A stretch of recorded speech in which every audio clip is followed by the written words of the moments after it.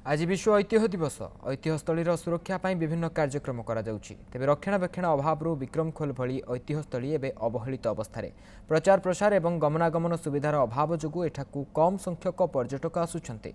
झारसुगुड़ा जिलार प्रसिद्ध ऐतिह्यस्थली विक्रमखोलरू देखिबा ए रिपोर्ट।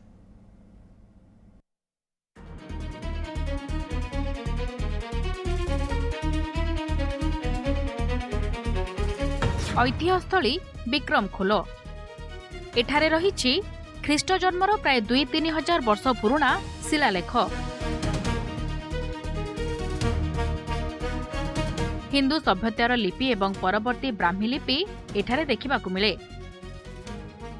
ओडिया भाषा शास्त्रीय मान्यता पाइबा पई जो सबु प्रमाण उपस्थापना करा जायथिला से मध्यरे विक्रमखोल शिलालिपिर मध्य प्रमुख भूमिका रहिथिला।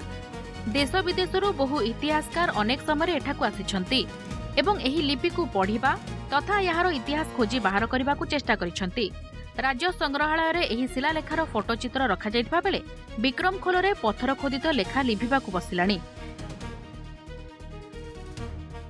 यार मैं कहवाले चाहमी जे जदि तार रक्षणाबेक्षण ठीक से नहीं करा जिबा बेले बहुत जल्दी से लोप पाइबा लगी जाउचे। झारसुगुड़ा प्रशासन पाखे ओडिशा सरकार पाखे मोर अनुरोध रहबा जे विक्रमखोल गमनागमन व्यवस्था करा जाऊ से जाके लोक मान को केंद्र आकर्षण करा जिवो आकृष्ट होई पारो लोक माने तार व्यवस्था करा जाऊ जे विक्रमखोल तार रक्षणाबेक्षण लगी जत्न मान हो सर। शिलालिपि लुप्त हेबारे जाउछि सेटा जदि सेटा ध्यान देबे बेले हमर झारसुगुड़ावासी बहुत बहुत धन्यवाद तांकु देमो।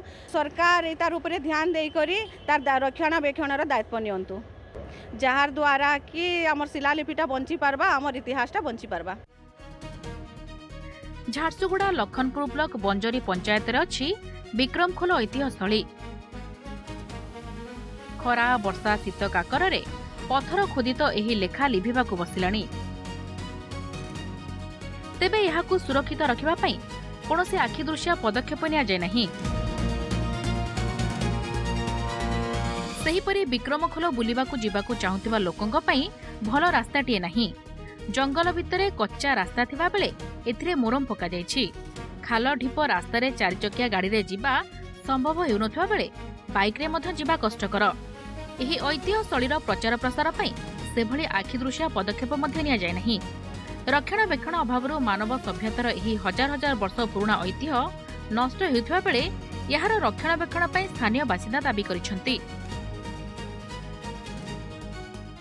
सरकार एवं जिला प्रशासन एवं संस्कृति विभाग संपूर्ण अज्ञतापूर्वक से करुछन। मैं निश्चित भाव में आपणकर माध्यम जनावार लगी चाहमी जे पर्यटन स्थली मान को सरकार जेन प्रकार काम कर समग्र ओडिशा रे भारत वर्ष रे से प्रकार इच्छा शक्ति हेबा दरकार। ये बेलपहाड़ अंचल लखनपुर ब्लॉक अंचल जेन ऐतिह्य मान रही से ऊपर से काम करवा कथा। जीवा आसबार से भी बाट बेसी भल नहीं रोड गुड़ा किसी बना ही नहीं और आम डिस्ट्रिक्ट जहाँ भी आम चार्ज रे अच्छन से मुझे अनुरोध करुचे कि विक्रमखोल के टिके ध्यान दौन रास्ता बाट टिके बनौन और से अरेंजमेंट करूँ सब प्रकार जेनता कि टूरिस्ट और विजिटर मैंने आसिक विक्रमखोल विषय में सब किसी जानीपारे।